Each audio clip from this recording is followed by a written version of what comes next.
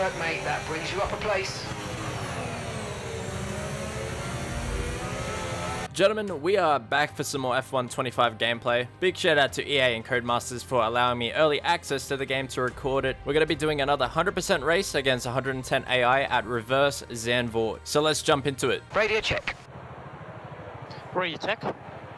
For this race, we're going to be driving as Kimi Antonelli from the back of the grid and seeing how many positions we can make up. Just dropping the fuel load a little bit there. I'm not sure what the fuel burn is going to be like for this race, so hopefully we don't run out of fuel. But once again, I've created my own setup just to make the car a bit more comfortable to drive. I found that the rear end was a bit unstable, so what I did was stiffen the front roll bar and the front suspension a little bit coming out of those banked corners, especially in Sector 3. I found a bit tricky, but we've done our formation lap, doing our prescribed 1.5 burnouts as we head onto our grid slot. The AI is pretty weak on lap 1, so let's see what we can do from the back of the grid as we have 5 red lights.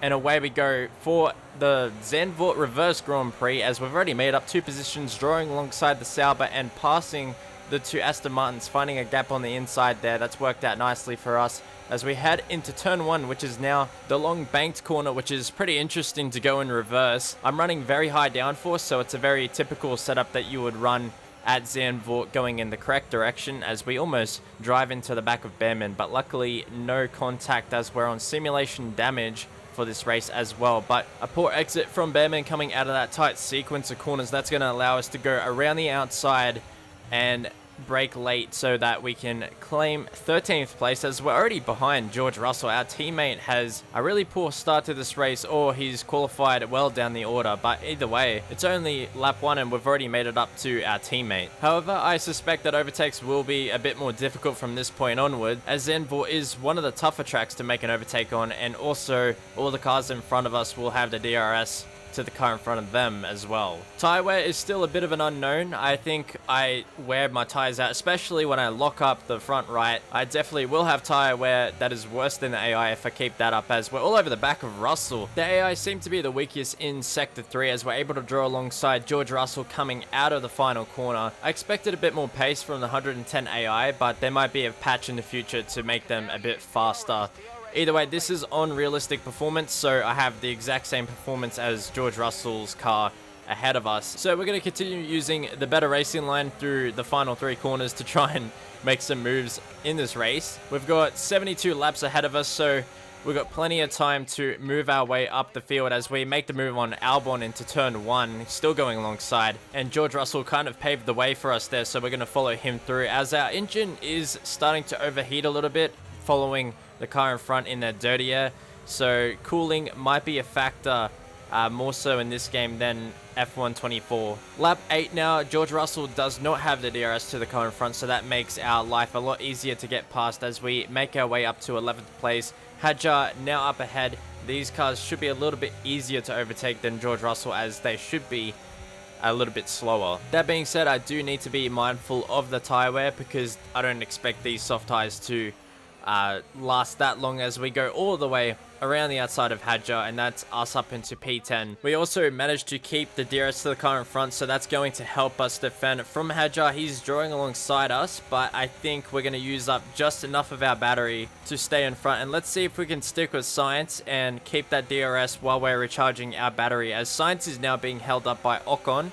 That's going to allow us to draw closer to the back of them, as they're still going side by side. The AI is just a lot more fun to race against in this year's game, because there's a lot more overtakes, there's a lot more battling with the player and against other AI cars, and you just see it a lot more frequently. And also the AI seems to make a lot more mistakes from what I've observed over the course of these 2 races so far. Anyways, that is us up into P9, making the move on Science. We're a bit of a beneficiary from Ocon holding him up as we close onto the back.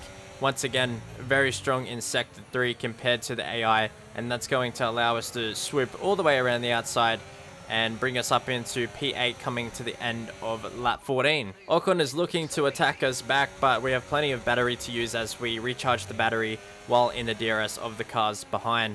Heading into the pits now, I didn't expect these soft tyres to last very long, and they didn't. We're pitting on lap 16 out of 72. The game plan right now is to switch to the medium tyres and then go mediums again to the end. I think the default strategy was to go softs and then mediums, but I kind of want that extra tire life because I think we have the pace on the AI and we can make up the difference by using the harder compound tires over the AI. So this will send us to the back of the grid again, but luckily we'll have some clean air and we can pump out some good lap times to try and undercut everyone in front of us. It took us about 6 laps to catch up to the traffic that hasn't boxed yet. We got Lawson in front of us and I expect them to pit very soon. But it definitely seems like that right front tire is the tire that's copying the most punishment at this track. So that means the left front tire would be the worst when driving in a normal direction. DRS now on Lawson. This should be a pretty easy overtake considering he hasn't boxed yet. And after that, we've got Hulkenberg up ahead, who I assume hasn't boxed either in that Sauber. Yep, and he comes into the pits immediately at the end of this race. Verstappen setting the fastest lap. Everyone is coming in for their pit stop now, and that's going to bring us all the way up to P6. And Piastri is just in front of us. Gasly has made his stop, so Gasly has phenomenal pace, and he's going to be battling us for track position. Considering he's on the softer tire too, he should be faster than us. Another thing to point out, this track in reverse is a lot more difficult than Austria in reverse, as there's no curbing on the outside of a lot of corners. So if you run over that white line, you're going to dip your tires straight onto the grass, and then you're going to lose a bit of grip, and then you're going to start wearing the tires out more. So it's kind of a snowball effect and pretty tricky to keep it between the white lines. As you can see, I dipped a tire just then into the grass. And it does look like for this year's game, they've remodeled the way the textures work on the tires, including how the grass builds up on the tires as well. And you would have noticed from the start of this race, the tires were shiny before we wore the tires in, and they become a more dull texture. Hamilton flying right past us. I kind of let this move happen so I could try and leech the DRS. Hamilton seems to be very quick at this point in the race as we get a massive wave of understeer, and that's because the dirty air is a lot more prominent on this year's game. A lot of other players have also been saying early on that damaging the front wing isn't as crucial in this year's game to performance, so you won't lose as much performance when damaging the front wing. As we switch to the 360 cam, this is such an awesome feature added to F1 25, as we have a lockup. Hamilton looking up the inside there. I stayed behind Hamilton for a little bit to try and conserve a little bit of fuel as we're running low. And the reason why we've decided to overtake him now is because Verstappen was right on my tail, and you can see he's pressuring Hamilton now. We're not really able to drop Hamilton. This corner is very tricky with the rear instability you get coming out of it. So you have to be very patient on the throttle as we get a decent exit, and that's going to hold Hamilton at bay for now until the dirty air does its job and builds us a bit of a gap. But that is us up into the podium positions on lap 46. We're starting to really get through this race now as we have a yellow flag, and I wonder if that's George Russell in the bottom left corner on that mini map. No, it's not. It looks like Sonoda. Yeah, Sonoda is out of the race. I wonder if this will bring a safety car. Yes, it does. Safety car has been brought out. The first time I've seen the safety car on F1 25 actually. And you would have heard Kimi Antonelli on the radio then. They've added a lot more radio lines in this year's game compared to last year, so you'll hear the driver interacting a lot more with the engineer, which is a pretty cool touch. But of course we're going to bring it into the pits as everyone's going to pretty much box under the safety car, and we're going to put on one more set of mediums to go to the end unless there's another safety car. You never know. But this should bring us out, I think, in P3, and we'll be attacking the leaders, hopefully to the end of the race. Okay, George is coming in for his stop. Up to speed now, let's get some heat into those tyres. Yes, and it does bring us out into P3. Norris and Leclerc ahead, and we are about to resume racing again. Leclerc's still harvesting energy. I have no idea why he's doing that on a straight, unless as soon as he crosses the line, it turns on the battery, because before he's still under safety car conditions. I don't know how it's coded, but either way, it's caught him napping because of that harvesting, and now we've got Norris up ahead, and we are well in the fight for the win here. Fuel shouldn't be an issue anymore because we've saved a bunch under the safety car, otherwise we were running a bit low. Your tyres, manage your tyres. We only had 20 laps to go when we resume racing with these set of tyres, so I don't think tyre wear will be that much of an issue. We have DRS on Norris now with the battery charged up. We're looking to make a move here on lap 62 with 10 laps to go.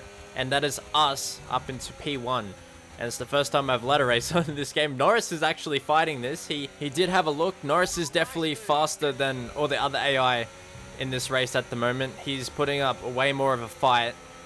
and he's still clinging to the back of us. It's about 4 seconds to Verstappen behind, but I think Norris is faster than us, and Verstappen might be faster than us as well. We're going to have to do some defending to the end of this race. Luckily, it's not the easiest track to overtake at, as Norris is getting closer and closer with the use of DRS and slipstream, but we've got enough battery just to hold on going into turn 1. And apart from overtaking at turn 1, it's very difficult to get past at this track, as he's still all over the back of us. We're using our advantage in the third sector to try and pull a bit of a gap before we enter that pit straight, because that's the best opportunity to overtake, and having a gap just before it is definitely working in our favor.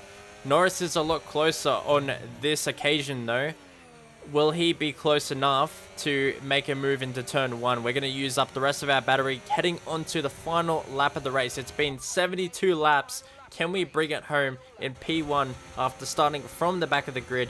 Norris is looking very close to the back of us, going through the high-speed left-hander, but there's nothing he can do about it. We're going to stay on board for the rest of this lap as we take a wide entry before hitting the apex to try and get a better exit. And we decided not to hit the curb, which was a big mistake because we got a worse exit heading onto that straight. Norris gets really close, but not close enough as he runs out of straight to launch an attack on us, and now he has to deal with the dirty air for the next few corners. I've been dealing with this rear instability coming out of this corner the whole race.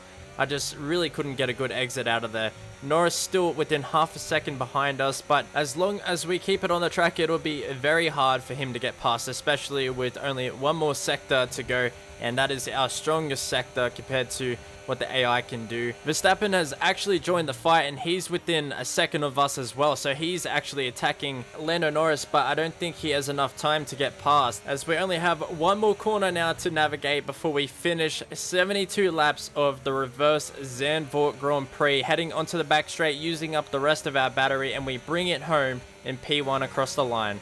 Thank you, Toto. Well driven, really. No. Well, that's a much better result than what happened in the Monaco GP. This race was a lot of fun. It took me a while to get into the groove of this track. It's much more difficult in reverse than Austria. Looks like we got driver of the day as well, and I'm thinking of doing Silverstone in reverse as well, but maybe I should save it for some open lobbies. That'll be very chaotic. I'm having a lot more of a positive energy from this year's game compared to last year's game. The handling model is definitely an improvement. I wouldn't say it's perfect though. There's definitely changes they can make to make it better, but if you're here for the single player experience, the AI is much improved. So if you didn't play F1 24, maybe this is the year to get back into the game. I've just done 200% races and I haven't encountered a bug yet, but I'm still yet to try out online. I haven't tested what the netcode's like, what the collision models are like between players, and those things are very important, and by the time this video goes out, the game will have released, so now I'll be able to try racing against you guys. We all know how that'll go. But yeah, hopefully the online is improved. Let me know what you guys think in the comments section below, and I will see you all in a brand new video.